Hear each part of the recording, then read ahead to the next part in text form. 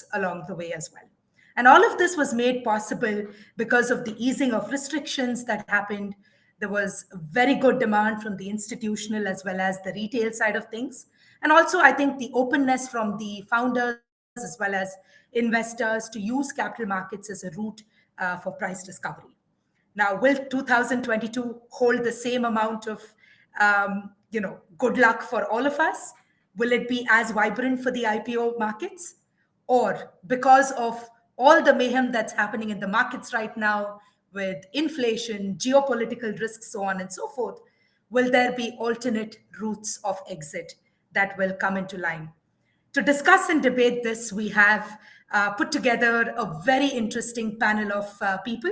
And let me just, without further ado, introduce them.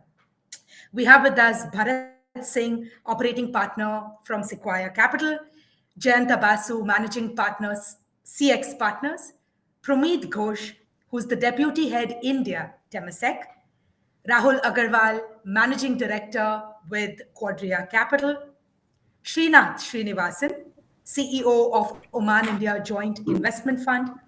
And to moderate the panel, we have with us Rishi Aswani, who is the MD of Alternative Asset Advisory Duff and Phelps, which is a Kroll business. Over to you, gentlemen, and all the best. Thanks very much, Rochelle. I think you stole some of the thunder from my introduction, but I'll be happy to kind of get into some granularity here. So, hello everybody. Hope you're doing well. Welcome to the final panel discussion of the event, the one that all the LPs have been waiting for, the exit panel.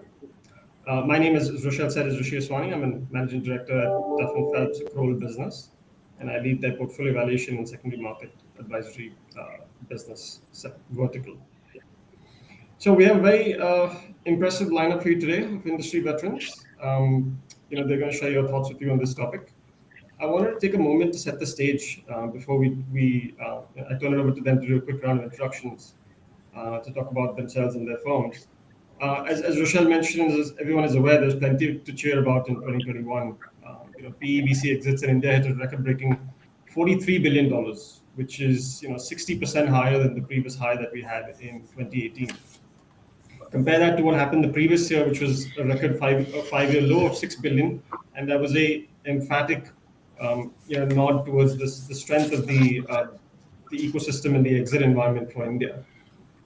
If you think about that 43 billion, if you unpack that a little bit, you actually had exits through a variety of routes, right? You had the largest piece of that 43 billion, nearly 17 billion, was via strategic exits. And that was followed then closely by secondary trades, which was almost nearly 15 billion. So two very large components of that 43 billion. And as Rochelle pointed out, you had a lot of frantic public market exits. You had 44 IPOs, returning also more than $5 billion. We even had a SPAC listing for an Indian company in the US bourse. Now, however, I think sometime in November 2021, I think the narrative started getting a lot more complex. And so I think since we termed this panel exits in a volatile environment, and even now, every day, I think there's just more volatility that's coming for investors to bear and manage. And, just very quickly, I think the volatility we're talking about, spans across a number of factors, both in India, within India, and external to India. So obviously in India, we can see what's happening in the public markets and the IPO markets. There's a wide range of outcomes. There's massive disparities in subscription levels to certain IPOs. Of course, valuations also tend to be disparate. You have inflation and crude oil prices driving inflation connected with commodity prices. So that's, at least in India, the couple of factors that investors are dealing with. Of course, out of India, there's plenty of geopolitical uncertainty with Russia's attack in Ukraine and how that's kind of spooked markets. Not to mention the US Fed that has been announcing that it's going to raise interest rates, with analysts expecting anywhere from 4 to 6 rate hikes throughout the year, and kind of triggering a flight to quality, where attention is also moving from growth tech sometimes to cyclical and value investing. And finally, there's also been volatility throughout the year throughout COVID, I would say, for supply chain disruptions, freight rate escalations, it's complicating concerns. I mean, you can pick your commodity, right? Or you can pick your niche, you can pick semiconductors, you can pick edible oils. There's all sorts of disruptions on that. So with that, I think let us try to get a poll out to the audience, and then we'll turn it over, open up the discussion. And so this poll question is really asking the audience which of the risk factors they think that investors should be most concerned with. Just over to the IVCA, pull up the poll question.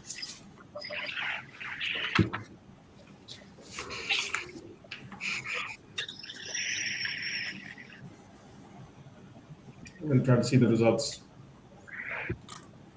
All right.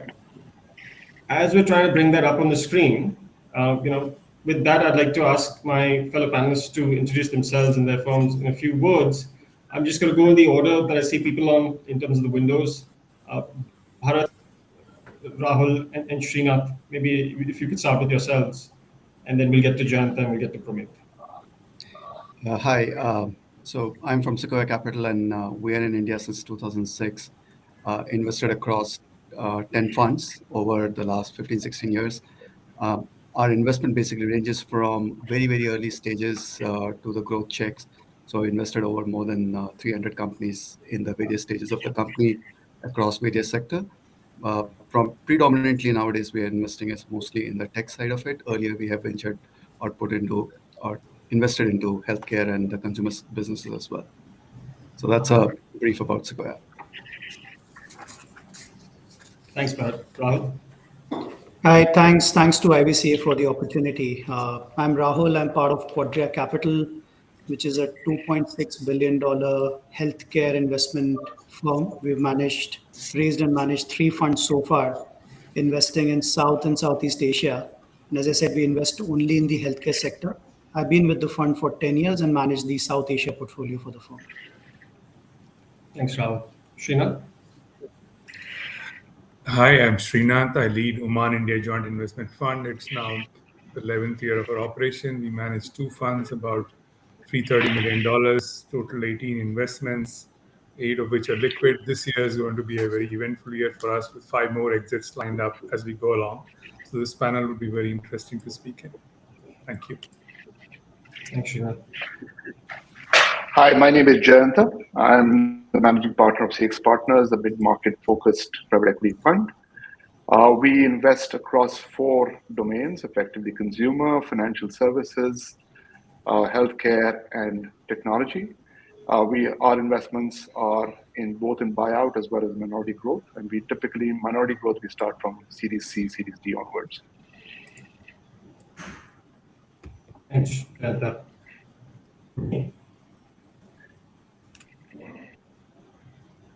Checking on Pramit's connection. Yeah, I think. All right. So we'll get Pramit we'll get back to Pramit. Maybe then what we'll do is, gentlemen, maybe we can start the panel discussion. And what I'll do is I'll direct a question to one individual, but by no means, I mean, it is open to all once we hear the response, just to get some reactions and make it more interactive. And maybe starting with the PE investors, Rahul, what's your view on the current exit environment? And have you made any tweaks to your process, given all the... Sorry, Rishi, I think Pramit is back. If you just want to get his intro done, and then we can start. Sure. Pramit, nice to have you back. We just went through introductions. Yeah. Your turn. Sorry, I missed what you said. Can you go again, Rishi? Sure. Could you introduce yourselves to our audience? Yeah, sure. I'm Pramit Ghosh. I'm with Temasek for the last 10 years, looking after the team here in India. Before that, I used to be an investment banker for about 20 years, most of it as an M&A banker with DSP Merrill Lynch.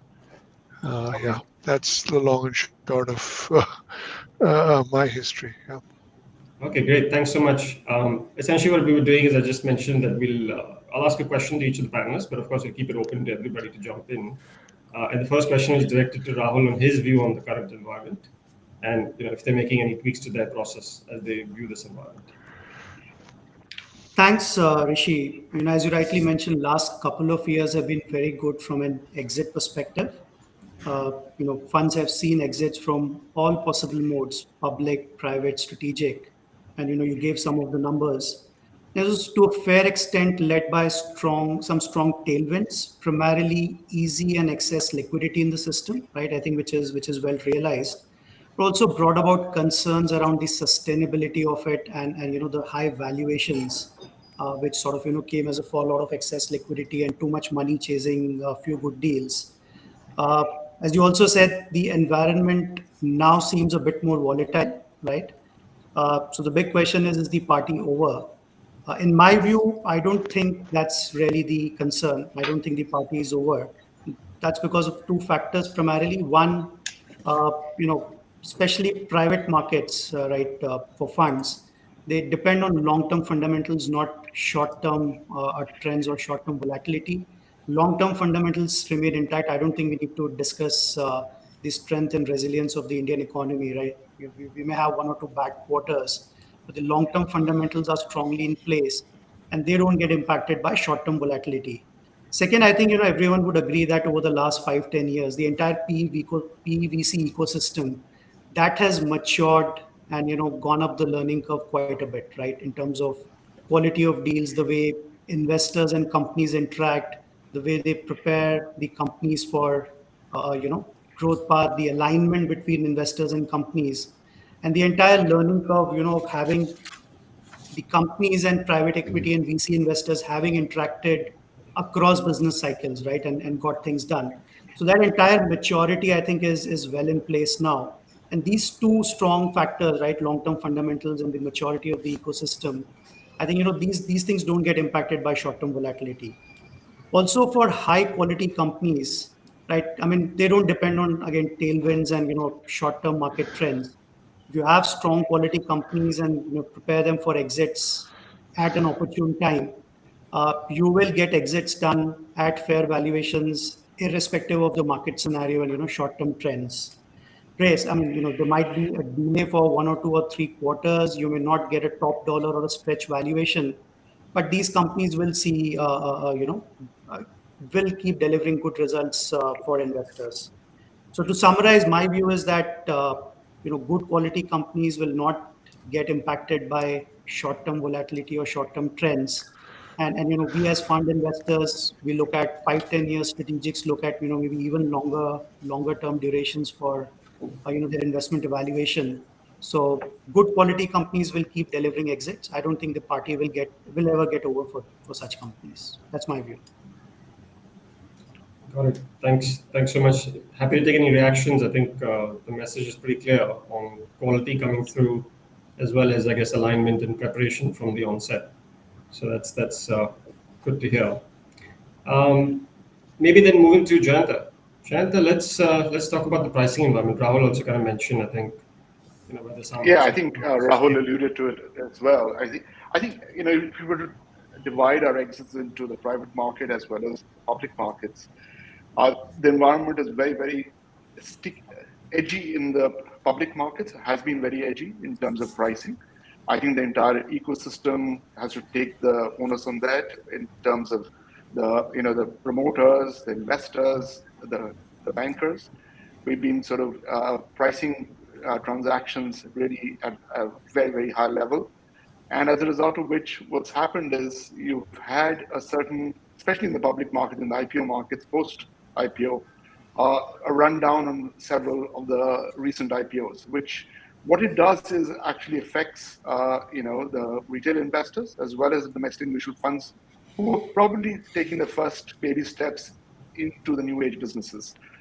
On the private market side, both sides are mature. The pricing is it's a negotiated settlement. So, I'm not that fussed about it. But on the public side, I think we need to be a little careful. There has to be something left on the table for the investors, whether it's the retail investors or the domestic mutual funds, so that they continue to come back into the market and make it a sustainable exit possibility. So that's my view. I think one of the things that we have to be extremely worried about is, are we sort of pricing absolutely a full price, or are we leaving something on the table for the next round of investors? And I think I totally agree with Rahul. Good companies will find exits. It's the middling companies which will find it very difficult in the current environment. I think we'll find it tough. They'll find it tough. I think also the expectations that public markets have set for the investors and the promoters in terms of their benchmark for pricing has also affected to some extent private market transactions, because there is clearly a gap between the ask and the bid. So Got it. Got it. Are you seeing? I think we're seeing a big gap develop between fast-growing companies and those that aren't growing that fast. I think there's almost this tag of winning the valuation battle. Any thoughts on that? without a doubt, I think my view is that fast growing companies clearly have enjoyed the run of play in the last 12 to 18 months. Will that change? I think maybe we will probably find more value being given to companies which give you consistent results over a period of time. And I think those will come back into favor, especially in a volatile environment like today. But fast growing companies clearly have the edge. Just to add on this point is like it's interesting is like yes, the fast growing companies had the edge, and the volatility has affected those companies also the most is even though the companies basically got the rich valuation at that point of time, now we look back and we always basically, and now you see like all the, it's not the right firm to take the name, but most of those companies have seen the serious dip in their prices. And as Jayanta said, like, look, what has happened is like this last 1 year, because of the tailwind, it has set the expectations also wrong at the wrong end, and which basically makes the life very difficult. It's like ultimately pricing is a joint responsibility of both the bankers as well as the investor on the cap table. For the promoter, it's a one-time event in his life, and he may not be the best guy in terms of deciding what's right, what may not be right. It's like, but it's a moral responsibility of the investor to make sure that okay, they do leave something on the table. But otherwise, we have always seen the enough type of various types of investors. There are momentum investors who will basically ride on the bandwagon just to basically get the benefit for some time, but they will be the first one to basically get off the ship. And in such scenario in the volatile market, these if the pricing is not set right, these companies, the price will basically nosedive. And hopefully people will learn something out of the last year lessons, and there will be some sanity which will come down to the price. And when you say not priced appropriately, would you maybe also refer to it as price to perfection? Maybe not, imagining the set of factors that have come out today.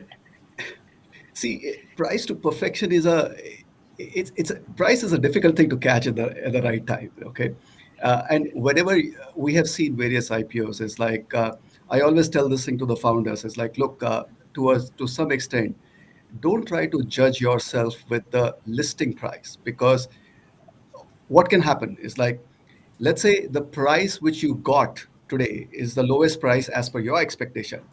Generally, founders don't sell too much during the IPO. Market will correct itself within a week time frame if something is wrong, or within like 2 3 quarters, and it will auto correct. So what's the point of basically getting your aspiration attached to the listing price? No point. If the price is, let's say you try to optimize the price too much and try to basically gain as much as benefit on the day zero, you don't have enough takers.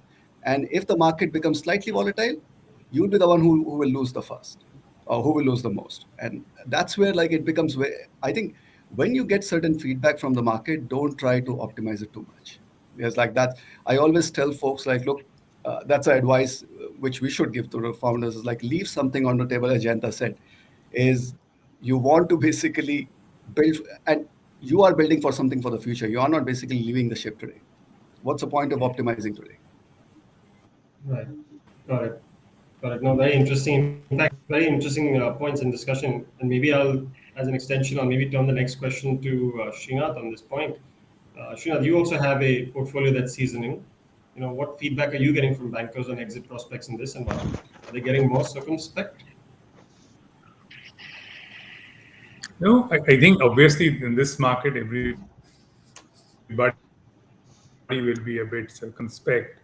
But the fact is that what people are noticing that the FIIs pulled about $30 billion over the last 6 months out of the country. In earlier times, 5, 10 years ago, that would have meant the market would have crashed by half, but actually it has not. It's been very robust because it's being supported by SIPs coming in. Every month we have 11,000 crores of SIPs coming in, right? So there is a very good interest from domestic capital coming into the market, and the SIPs can't be turned off immediately, right? So with the interest rates kind of moderating in India, more people becoming aware, with all these platforms which are making trading very easy and at low cost, you have huge interest coming into investing in the market. So the bankers are telling us we have 3 IPOs lined up, are telling us that, look, we do think that markets should come back to normal July. Of course, that's assuming the war risk doesn't go out of proportion. It gets settled sooner than later. It settles down, the oil price moderates, and Fed doesn't take a very jerky action. With so many caveats, which always does in a DRHP, you have a long list of caveats. But the fact is that I think India being also perennially optimistic, I don't think you can expect an Indian banker to say, okay, things the sky is going to fall. But I think the optimism is continuing. I think it's also very pragmatic because SIPs are coming in. People are investing in the market. You just saw last week, 2 days, the market went up and started creeping up again, right? Though it's still net down, but I think people will buy in downs in the market. So I don't think there is pessimism which has yet seeped in. They're all very optimistic about by middle of the year, things should be back to normal. Got it. Interesting. Is there still are there too few good bankers to go around? Are you vying? Are funds and companies vying for the best bankers? And how are you kind of seeing that play out? One of the points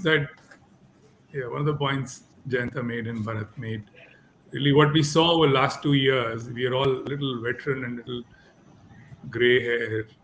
So we've always been growing up on ROEs and ROCEs and EBITDA margins and profitability, right? The last 2-3 years has not been about margins. The last 2-3 years has been about, if you're not growing at 80% year on year, something is not okay. I mean, are you so interesting to us with a 30% growth rate, right?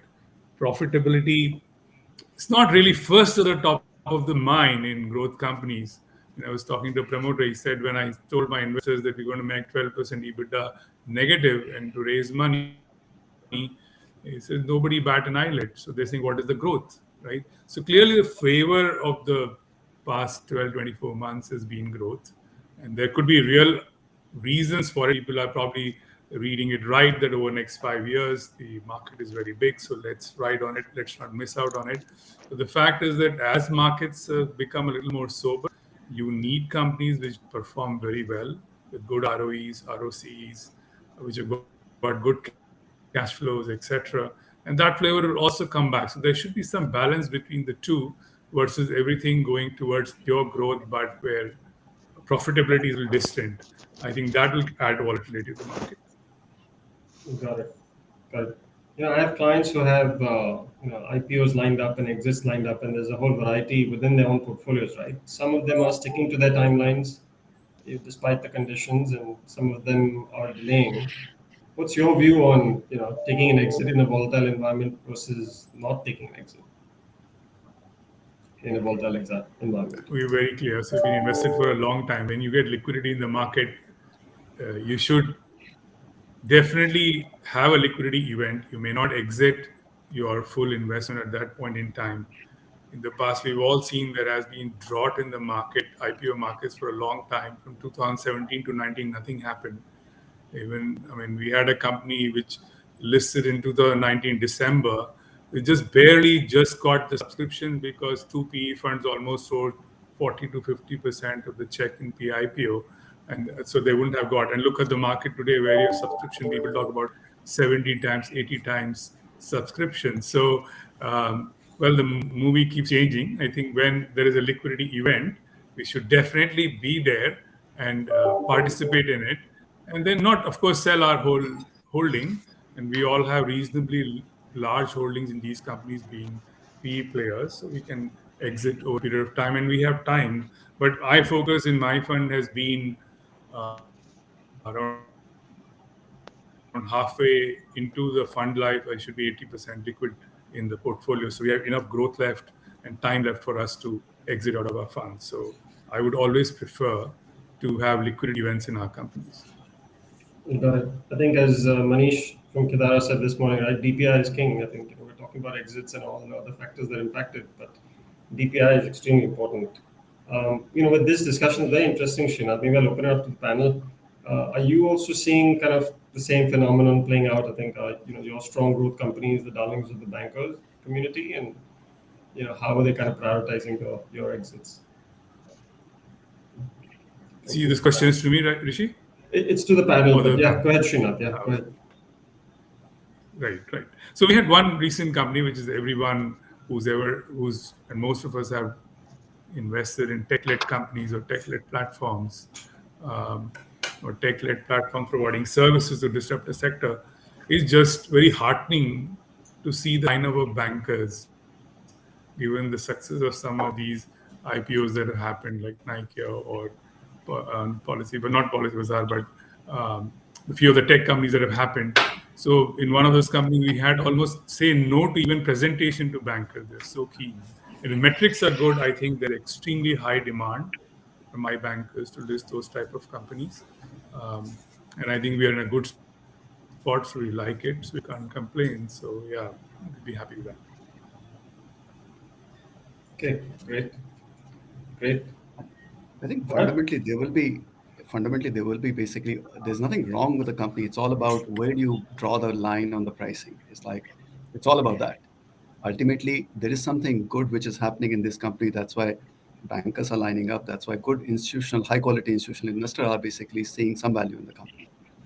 I think it all boils down to the where do you draw the line on the pricing, and then ultimately, if you price it well, and then let the retail investors also to basically enjoy some benefit on a long run, they will be takers of the good quality companies, whether they come from high growth or a balanced growth or a good cash flow. A company is like they will be takers. Got it. And Bharat, I guess coming to you as an investor at a much earlier stage, right? You mentioned you've been here since 2006. How much of this volatility is really noise to you, um, you know, in your process? See, we have seen various cycles. We have seen the cycle where there was a complete drought of the IPOs. We have seen last couple of years where everybody talks about IPO being the first line of or first solution to the exit. So which is very, very interesting. It's like we have seen various kind of exits as well, like as a secondary on a portfolio basket and all those things. I think on a large basis, when we basically look into all of us, like our time horizon is such in an investment into those companies. These are good periods to basically get the liquidity on the table, but not will this thing deter us? The answer is no, because most of us, like all of us, are basically are long-term investors, and these are basically primarily are noises than anything else. But if there's something good happening, you take the benefit of that and enjoy the benefit of that. We always fundamentally, like if you see our mission statement is idea to IPO and beyond. Most of our holding are we basically hold on to those post IPO. The idea is because ultimately, if the company is a good quality company, IPO is nothing but an event in the journey of the company, and that's not unlocking the real. It just only opens up the value, but the company will accrue a lot of value post IPO as well if it's a good quality company. We are not basically uh, leaving the ship midway. So I think these are more of a noises than anything else at the current environment. But for good quality companies, you see this as an event and then hold on to that. Got it. Very interesting. I think maybe I should definitely direct this question to you. I think there's conversation about Sequoia US kind of even looking to restructure its fund in terms of being a parent evergreen fund with permanent capital and playing both the private and the public market side of it. We have some crossover funds that have been investors in the VC space in India. What's your view on those kind of structures? Would we see that in So India? So look, fundamentally, we are not a public market investor. We basically hold on to the securities or the investments which we have taken IPO beyond IPOs. As I said, like uh, there is always for all of us. Ultimately, we are custodian of the LPs' money, and where our fundamental duty is to get the best return to the LPs. And a lot many times, these best return are yet to come beyond the IPOs because the company is on the growth trajectory. Company is on the trajectory of creating a lot of value around it. So the idea of this whole fund is to making sure that okay, we can hold on to the good qualities companies for much longer and remain true to our fundamental duty of returning the best returns to the LPs. There's no other rocket science to that. Okay, got it. maybe while I still have you, maybe one question, hopefully not controversial. Do you think certain IPOs of new age companies are leading too much complexity for retail investors to sort through to understand those businesses? Uh, yes, to some extent, because these are the, whether we like it or not, having a negative P&L company is something which is very very new to the investors. It's like they are yet to basically understand it, and most of the investment in these companies are future oriented and long term growth oriented investment. If you go to some of the tech companies which have gone on the roadshow last year, the large institutional investors who have backed these companies, they have basically backed them based on the FY26, FY25 EBITDA discounted back to current years. And the retail investors, for them, it's a very, very new concept that how can you basically uh, back calculate the or basically discount the EBITDA of the future to the current day and then figure it out like, okay, whether these companies are valuable or not. So yes, these are, and I think to that extent, SEBI is also basically taking a note of these things. So you would have seen the recent white paper issued by the SEBI where they have asked for the comments from the industry to say that, okay, look, about the KPIs for these companies, like how they can make it much more open and transparent for the retail investors to look into it. So hopefully we will reach there much sooner. Uh, in a way, the last year, some of the new age tech companies are catalyst to create that a bridge between the knowledge gap of the investment at the retail end. Very interesting. So you think there'd be a But positive? just to add to that, I'm sorry. I Yeah, think we go need ahead. to be very consistent in our reporting in terms of if we have the KPIs and they need to be reported quarter on quarter. I think it's Yeah, very important to be very transparent for the retail investor to get educated on that's these absolutely new age companies. So if Very I may strong. just add, You Rishi, know, one more thing that's happened. Yeah, go ahead, Rohit. sorry. Go ahead, Rohit. I Yeah. want to slightly, perhaps a slightly different perspective. We mustn't forget that private markets and public markets are not independent of each other; they feed off each other, right? So it's not like they are operating in entirely different universes. So, you know, at the end of the day, uh, if there is a value being created, then over a period of time, I have no doubt that retail investors will also come to appreciate the value creation. It might take them a little while, but that will happen. Secondly, I don't want to overemphasize the importance of aftermarket performance. There is a lot of emphasis about whether investors have made money in the immediate aftermath of the IPO. Yes, it's true that in the immediate aftermath, companies must make the effort, and bankers as well, to leave a reasonable upside.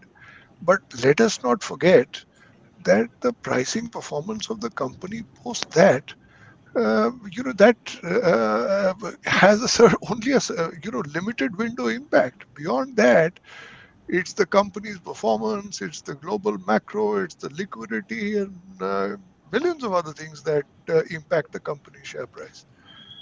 And we must not overestimate the importance of that pricing. And I remember pricing of Facebook was at the time that they did their IPO was strongly criticized and so on and so forth. And we know what's happened to that company in the last several years. We know that some of our own IPOs, we said some of them had done, some of them had priced it very well, others had not priced it very well. There was a great aftermarket performance, and so on and so forth. But the fact of the matter is that that hasn't ensured that those companies continue to trade at those levels, and that cannot only be attributed that company's performance, but a bunch of other factors, right? So this is a journey, and for insofar as we are concerned, the importance of public markets is that it also impacts the private market. If the public markets are robust, then we are equally likely to be able to find a buyer for ourselves in the secondary market, in the private secondary market, right? And our exits can come equally from private secondary market, from other PE players, as well as from strategic players, as well as from the IPO and in the post IPO. So it's like a continuum, and we should, like I said, we should be aware that they are all parts of a toolkit that investors have. The exit management starts even before investment, right? So, you have to find good companies which can be exited by more than one modes, right? That's the key. If your exit is entirely dependent on just one mode because of something in the company or non-alignment with the promoter, that's where these challenges will creep in, right? You'll get stuck with good windows and bad windows, tailwinds and headwinds. But if you have companies which can be exited by more than one modes, public, private, strategic, you align well with the promoters, prepare the company for an exit. That's the key, right? So you make the companies immune to windows, to tailwinds, headwinds, and that's the key, right? And it sounds simple, but I think best things are done in a simple manner, right? If you try and overcomplicate things, chase windows, chase time spans, that's where problems start creeping in, right? Yeah, I absolutely agree, Rahul. In fact, again, I also, there's a lot of this in the public discourse, that some of these companies are loss making, and so on and so forth, and some of them making cash losses. Uh, but fact of the matter is that why are private investors today willing to pay heavy valuations for for companies which are making losses? After all, they are smart investors as well. The reason that they are doing it is because we are in markets today where very often the person who's able to grow to a certain size, is able to build a certain franchise, builds a great moat against the others. So it is not about, it is not only about the loss that the guy is making or about the growth that he's making. Is that translating into a sustainable competitive advantage against the rest of the market? And if in the short run, they are making losses, but in the long run, it is demonstrable that that will translate both into a moat as well as into profits, then whether in the private market or public markets, people will appreciate it. No, absolutely, Promit. I think, see, many of these companies are disrupting supply chains, value chains, right? They're taking the customer away from the traditional business models. So you're absolutely right. If they are causing that disruption and that disruption is sustainable, it will and it might become a sustainable thing, and might will translate into profits, let's say 4 5 years from now. See, retail investors will always be short term focused, right? You have people who've never invested in mutual funds and FDs are now willing to invest in cryptos at the advice of a Bollywood star, right? That's the retail world for you. But we have institutional investors who participate or lead the IPO rounds, and bankers. So I think the job lies there on, how do they analyze companies, and, where do they put their money in. Retail will always follow and will always be short term focused, right? Yeah, That's no, the reality. absolutely. Perhaps the last point I want to make here is, uh, volatility in markets is a reality of life, and in fact, a great teacher, an incredible teacher, and leads to a maturing of investors and markets. So if we are, for instance, if we have only a series of companies coming to public markets, and their share prices only go one way, then many investors are won't believe that this is the land of milk and honey, but it isn't, as we know, right? The truth is, that there is no such thing as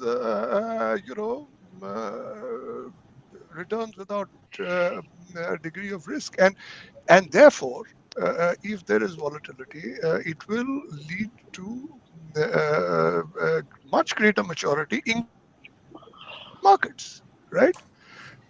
Many of the, I do see a certain number of people who've been quite active in the private market on the belief that private markets necessarily translate into great listing returns. And the fact that there's volatility will force people to appreciate that one has to be discerning, and I see that happening already, and I'm so glad that it's happening. Okay, great. So we're beyond time, but I think in the interest of fairness, Pramit, I should give you a little bit of airtime. Maybe I'll ask you the last one or two questions. Maybe equally controversial question. How much of the blockbuster 2021 exit numbers do you think was maybe clearing up some backlog? So is that question directed to me, Ashwini? Okay. Yes. Really, backlog isn't a word that I'd use for our portfolio, because quite frankly, as has been spoken earlier, we've had the fortune of investing in many of these companies, not a couple of years ago, but 6, 7 years ago, right? And almost to the company, they've all performed extremely well. They've become acknowledged leaders in their particular space. And we've been comforted that whether an IPO happened or not, exit opportunities always existed for us. So really, yes, we are very gratified that investments that we were able to make some years ago have been listed, and in fact delivered spectacular returns in many of the cases. But as it's a vindication, I have to say, of our belief that in due course, the the digitization of the Indian economy, the e-commerce, the fintech spaces would become very substantial parts of the Indian economy, and therefore it's greatly satisfying. But backlog is not a word I'd use. I'm certainly glad at the returns that we've managed to get, and I'm sure all of you have similar experiences. Sure. Gentlemen, Thanks. there is a reason why I've been beamed up into your panel. That is Discipline. to sound out. While exits have been a fantastic topic to discuss, I think it's time to announce the exit of the panel, unfortunately, Yeah. and we can have this discussion offline. But it was again fantastic insights. Agree with a lot of what has been said, and we will call this an end to the panel. Thank you so much for your time. Thank Thank you. you. Thank you. Thank you for Thank joining you. us. Thank you. Cheers.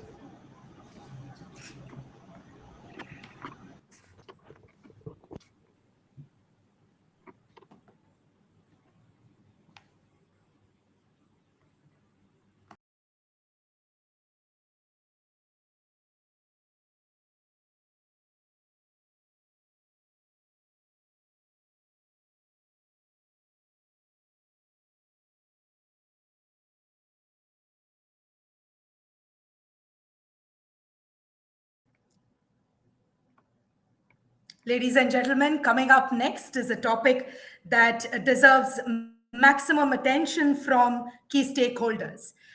It is